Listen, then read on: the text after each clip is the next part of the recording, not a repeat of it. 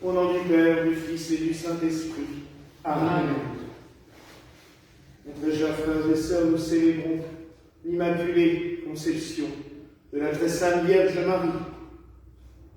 Mystère compliqué et qui a provoqué au sein de l'Église universelle de nombreux théologoumènes, comme disent nos amis protestants, c'est-à-dire des dialogues théologiques qui sont plus souvent des disputes théologiques, voire même souvent violentes. Tout au long de l'histoire de l'Église, le titre de l'Immaculée Conception a posé souci. Peut-être parce que le mystère est si grand, la chose aussi ardue que personne n'a osé mettre vraiment des mots sur cela.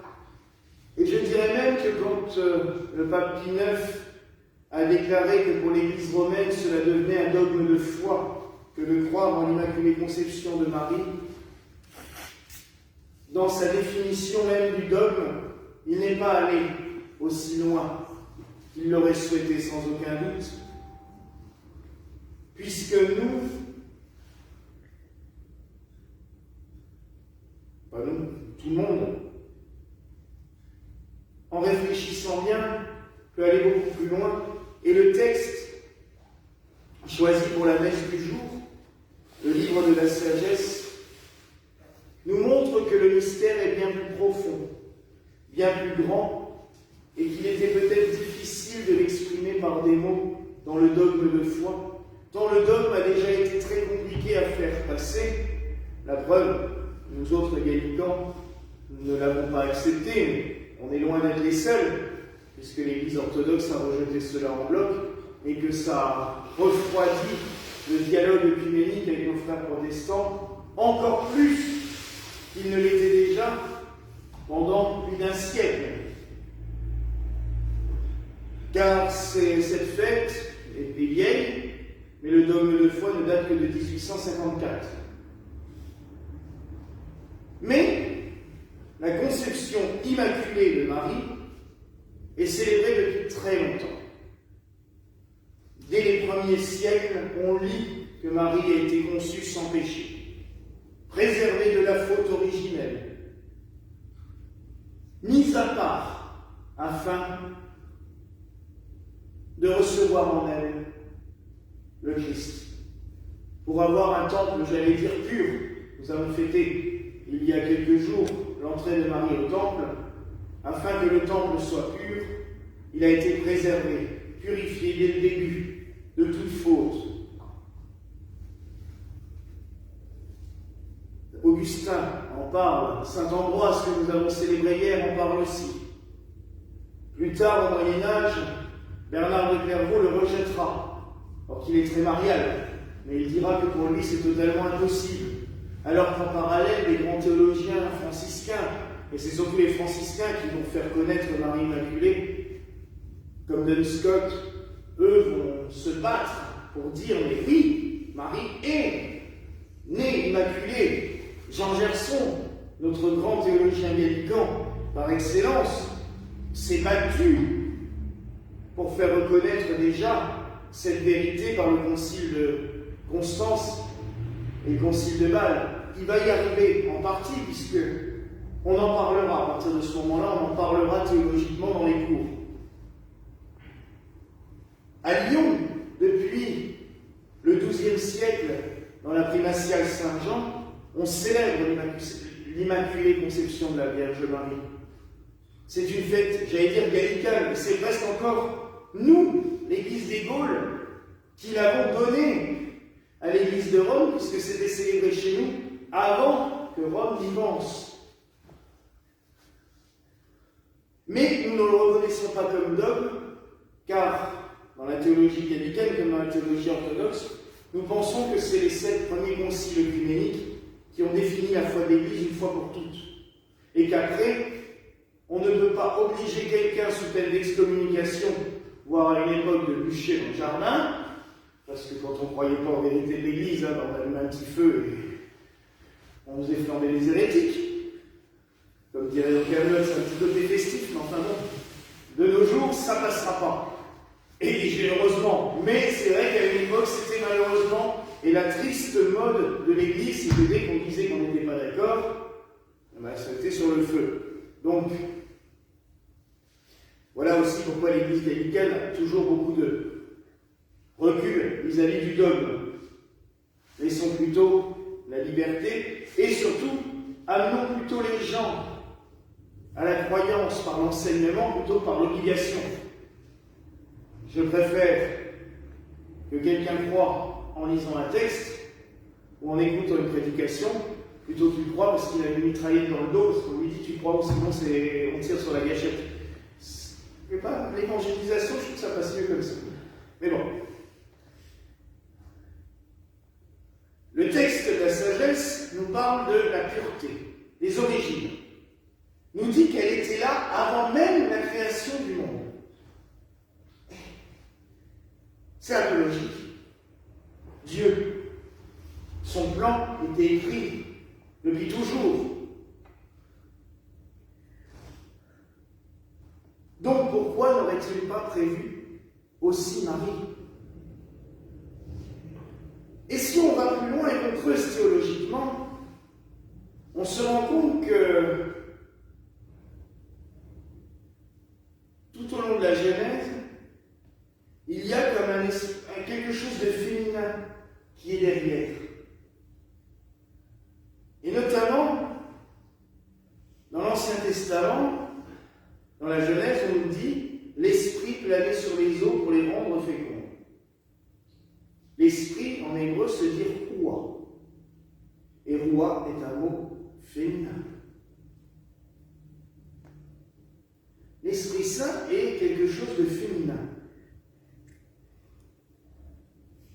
Marie va être adorée lors de l'Annonciation par l'Esprit Saint.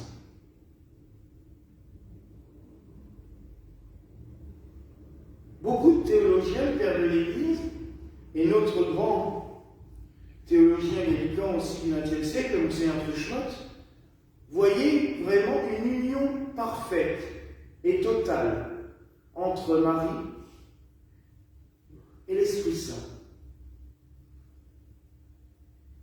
Comme une réunion, ou même, comme Duns Scott en parle, une incarnation de l'Esprit Saint en Marie. Marie représente, au milieu de la terre, la pureté des origines. Cette terre, j'allais dire vierge, sans faute, sans péché, sans horreur, la terre pure telle qu'elle a été créée par Dieu. Et on le voit bien, puisque même dans la Genèse, aussi, au moment d'Adam et Ève, Dieu nous annonce Marie, puisqu'il dit à Ève, tu enfanteras dans la douleur. Désolé, c'est pour ça que vous avez mal à chaque accouchement. Mais tu écraseras la tête du serpent. Celui-ci te mordra au talon, mais tu lui écraseras la tête. Et ta postérité. Et c'est pour cela que sous la statue de Marie Immaculée, on voit Marie écraser la tête du serpent. Alors ça, j'essaierai de développer encore samedi parce qu'il y a beaucoup à dire. J'aimerais rappeler quelque chose. Aujourd'hui, on aurait pu mettre aussi la statue, pour ceux qui sont ici, vous la connaissez, qui est dans la salle paroissiale, de Rosa Mystica. Cette vierge en blanc avec ses 3 roses sur la poitrine. C'est une apparition des années 60 en Italie. Et Rosa Mystica, en parlant à Pierrina Gulli, cette jeune fille qui l'a vue, Pierrina, la petite Pierre, elle lui a dit que tous les 8 décembre, jour de la fête de son Immaculée Conception, entre midi et 13h, des grâces allaient se répandre sur l'univers entier. Déjà, dit, waouh, c'est que le 8 décembre est quand même un jour important. D'un autre côté, elle apparaît la première fois à Quirina entièrement vêtue de noir. Puis, elle apparaît vêtue de blanc, avec une rose blanche, une rose rouge et une rose dorée. Alors, quand on étudie les mystères médiévaux, l'alchimie par exemple, ou même les rituels liturgiques, puisque ces trois couleurs, on les retrouve plus tard dans la liturgie de Noël, avec les voiles qui recouvrent la statue de l'enfant Jésus. Le noir, c'est la brûlure. En fait, c'est ce que nous devrions abandonner, tout ce que nous devons abandonner. Le blanc, ce que les alchimistes appellent l'œuvre blanc, c'est la purification. Le noir, tout ce qui est mauvais nous a, j'allais dire pourri, on vient, on nettoie tout. On se purifie entièrement. Le rouge, c'est l'union, la fusion avec Dieu. On est parlé pour la Sainte Éloi, tout ça, la semaine dernière. La fusion avec Dieu. Et l'or, c'est la divinité. Nous sommes divinisés. Je vous rappelle que Saint Paul le dit sous une forme, Bossuet va le répéter plus tard, sous une forme beaucoup plus claire. Dieu s'est fait homme pour que l'homme devienne Dieu. Pas pour le remplacer, mais pour que nous rentrions dans cette divinité.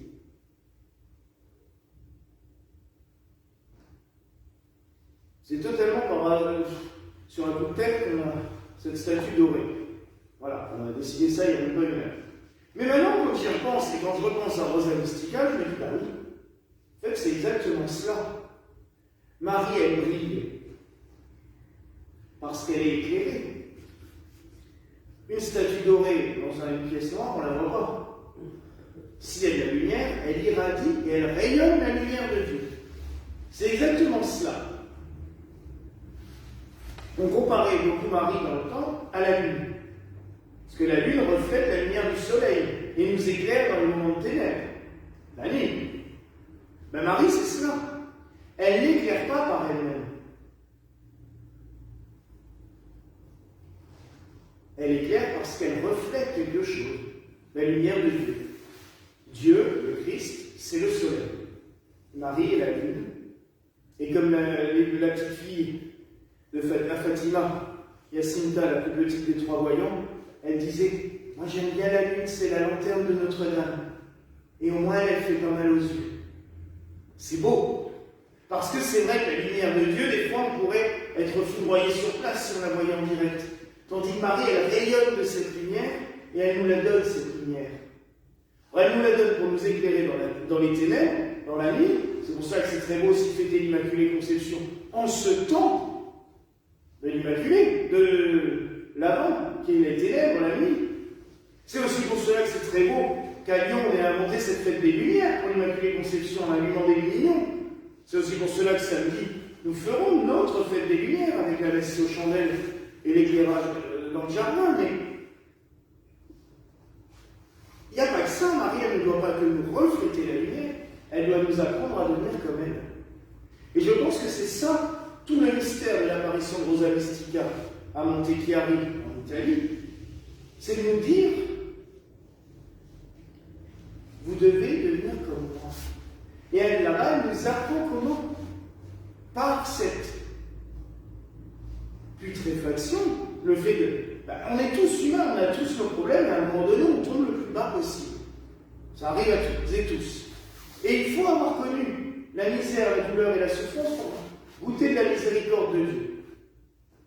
Si on est sur son petit nuage en permanence, on ne se rend même plus compte de ce qu'il est pour nous. Puis, la purification. On l'a eu au baptême. On l'a en recevant les sacrements, la communion, le sacrement des malades. L'union à Dieu, ça c'est notre prière intime et personnelle. Et la communion aussi. Je ne vais pas refaire toute la théologie sur le fait que la messe soit une union entre la divinité et l'humanité. Parce qu'en fait, on pourra faire un bouquin avec tout ça. Mais c'est vrai aussi. Et après, et alors, une fois que nous sommes comme lui. Vous savez, les alchimistes passaient leur vie à chercher à faire de l'or. Une fois que vous avez fait le gros noir, le gros blanc, le gros rouge, ils devaient avoir leur pierre philosophale pour faire de l'or. Mais nous, notre pierre philosophale, c'est elle, c'est Marie. C'est Marie, parce que c'est elle qui nous aide à transformer la matière en or. Mais la matière, nous, cette matière-là, fait 2 jambes, 2 bras, une tête et des fois un cœur, des fois on se demande chez certains, mais généralement il y en a partout. Et c'est elle qui nous aide à nous transformer en or. Alors vous voyez à quel point le mystère de l'Immaculée Conception est important. Le mystère marial est surpuissant, j'allais dire. Et je pense qu'on commence à en découvrir encore des mystères. Il faudra encore des lustres et peut-être de nombreuses apparitions. Parce que j'ai oublié de dire que le dogme de l'Immaculée Conception a été déclaré à Rome en 1854. Pourquoi? Parce qu'en 1830, une petite religieuse de Paris, dans son petit couvent de la rue du Bac, a vu dans la chapelle une dame lui apparaître comme notre statue, là. Les mains rayonnantes, la tête écrasant le serpent, et qu'elle lui a dit, fais une médaille à cette image, avec marqué autour, ô Marie conçue sans péché, priez pour nous qui avons recours à vous. Et cette prière et cette médaille, en l'espace de 3 ans, ont été diffusées à plus de 5 millions d'exemplaires. Elle a guéri toute l'épidémie de choléra de Paris. C'est la médaille miraculeuse que tout le monde encore porte, qu'on a ici aussi, parce que les gens me demandent tout le temps. Mais c'est par ce phénomène-là, c'est parce que Marie, à un moment donné, t'as paru que le pape en a fait un dogme. On aurait peut-être dû faire ça différemment, hein, mais c'est pas grave, malgré tout, ça a eu l'avantage de mettre les choses sur le tapis. Donc il y a eu ça. Et 4 ans après Lourdes arrive 4 ans après le dogme, et là Marie dit, je suis l'Immaculée Conception. Et c'est là que les théologiens se sont dit, oh, mais c'est encore plus important que ce qu'on savait. Parce que on fait l'Immaculée Conception de la Vierge Marie, sa naissance immaculée, ok. Mais là, elle dit, je suis.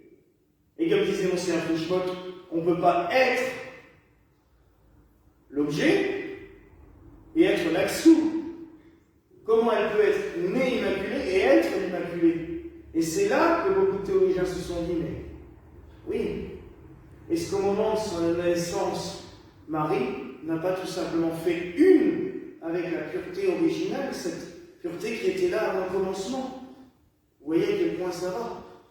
Mais alors ce soir, tournons-nous vers elle et demandons-lui tout simplement de nous inspirer, de nous éclairer, de nous enseigner, de nous éduquer pour pouvoir accomplir ce travail de transformation intérieure afin de rayonner la lumière de Dieu, de rayonner de cette lumière, de la faire briller le plus loin possible.